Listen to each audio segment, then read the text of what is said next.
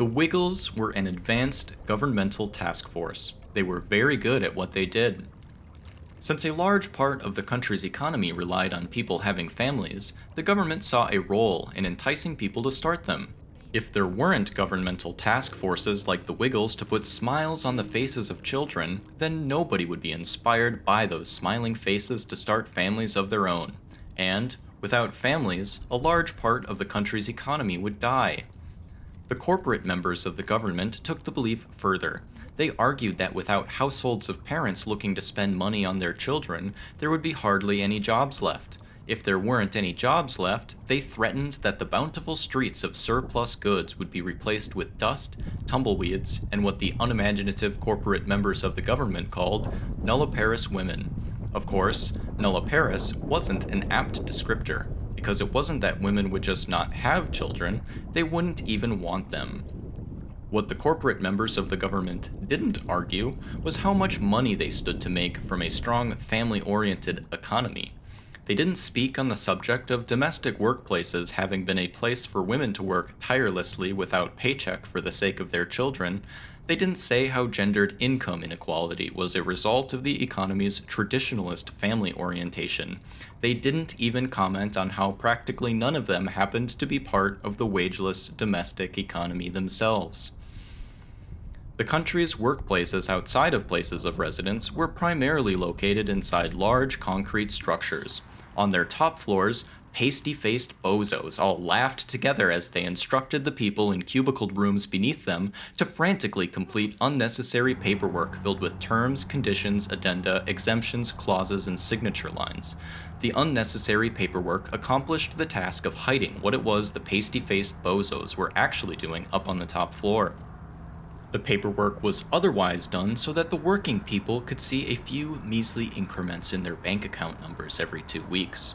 By coincidence, I was one of those people. The paperwork people were doing wasn't necessarily paper. Society had progressed into the digital age, meaning people like my coworkers and I were working collectively to replace the documents of yore with electronic documents. My job as an engineer at a diversified financial services company was to facilitate the migration. The paper pushers scanned their paper documents onto computers as I watched to make sure the computers didn't suddenly turn off or something. I presumably made the job of managing those documents easier so that the company could fire the original paper pushers who were no longer needed. When I was done with the work, I was allowed to keep my job. I was afforded the opportunity to see what the company would do next. Before profiting from trading their employees with the state unemployment program, the pasty-faced bozos of the company made the majority of their money managing the wealth of rich retirees. Those retirees were coming upon the pivotal age where they would begin transferring hordes of wealth to their descendants. It was thus in the interest of the pasty-faced wealth management advisors to ensure that their clientele actually had descendants to receive the advisor-managed wealth. The opportunity I was afforded the pleasure to see was the company's financial support of the Wiggles. After all, the Wiggles were sure to inspire the nulliparous daughters and granddaughters of the rich retirees to make descendants. And, therefore, the pasty-faced bozos would have a new lifetime of wealth to advise. The pasty-faced bozos called up their friends, the corporate members of the government, and asked them about the opportunity to promote advanced governmental task forces like the Wiggles. Their friends gave them a great deal in return, made sure the diversified financial services company would get huge tax deductions for it. I am sad to admit that it wasn't an experience of my own, something that I could proudly put on my resume. If I could have, then I might have similarly been able to buy a brand new house and car, might have been in a situation to book the Wiggles for a weekend at the multi-purpose arena with the same name as the diversified financial services company, might have been able to use a fraction of my corporate bonus to throw a top-floor corporate party complete with a cocaine table and backroom bordello, all as the pasty-face bozos had done. Instead, I was just a witness. A new yellow Wiggle was coming. The old yellow Wiggle wasn't youthful anymore, had experienced a heart attack, and needed to settle down.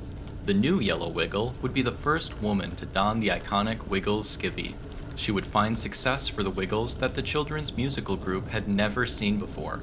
In a sensational piece secretly financed by my diversified financial services company and published by the mouthpiece propaganda outlet of the country's government, the whole world learned about the caring new Yellow Wiggle. She delivered a brand new song to the Wiggles audience, which inspired one little boy in particular. The little boy was 4 years old and was nonverbal, non-communicative. He struggled awfully with a developmental disorder. His parents, nonetheless, did all that they could to help him. They studied behavioral therapy models and worked an intense daily schedule with the child to attempt to rebuild the broken pathways in his brain. They thought it was everything they could do, but he was not making any progress. They thought they hit a wall, that he would never be able to learn the social ways of the human race. The automaton, however, one day came across a video which the little boy had posted on the interconnection. He posted it from his parents' smartphone. He had been listening to the new album released by the new Yellow Wiggle, and apparently had been inspired by the album to produce a video of himself. Before the automaton found it, nobody else who'd found it knew what they were looking at. The automaton was the first to understand that the video showed a nonverbal, non-communicative child finally finding their voice. The little boy learned the words of the song he'd been listening to on repeat, and had broken the wall of his developmental disorder with music. In the video, the little boy showed the automaton that music was the key he needed to unlock his brain. The automaton, a propagandist by trade, then made sure that the whole world could see. The automaton made the little boy an overnight sensation. His 9 seconds long video saw millions of views, with the context of his developmental disorder provided by the automaton. The automaton's purpose was this. The majority of the human race suffered from a tragic emotion developmental disorder, and none had yet conceptualized altruism.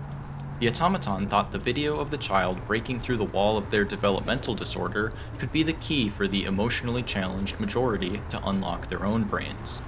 When the diversified financial services company found the video that the automaton made viral, they worked out the next steps. They arranged for the boy to meet his favorite musical artist, the new Yellow Wiggle. The whole interaction was recorded, and the touching story was then sold to the government's media mouthpiece. The whole world saw the story and, as one person, shed tears and briefly felt concerned for the well-being of others. It wasn't much later that the new Yellow Wiggle announced to the world that she would have to go on hiatus. She was unlucky enough to be suffering from a medical condition called endometriosis.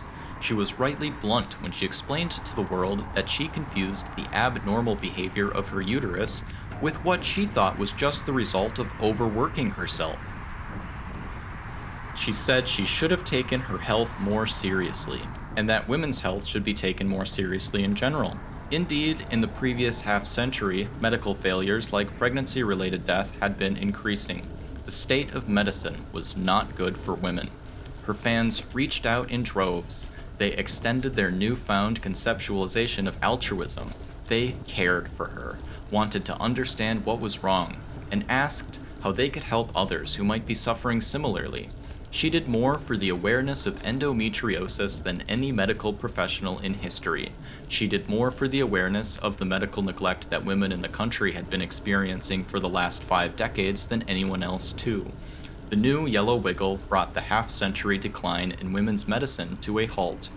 An undeniably positive outcome. Though the automaton thought carefully about the whole collection of outcomes, the descendants of the rich retirees bore children to see the future renditions of the Wiggles. Because of it, the diversified financial service companies' pasty-faced wealth management advisors made cool, undeserved billions of dollars.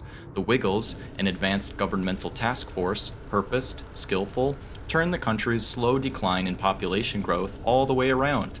It was the entanglement of the automaton and the state, and the corporations the state employed to do their bidding. They eagerly fought for incremental societal change, boring percentages and mundane statistics, really. The state's advantage was many cooperating individuals. The automaton's was immortality.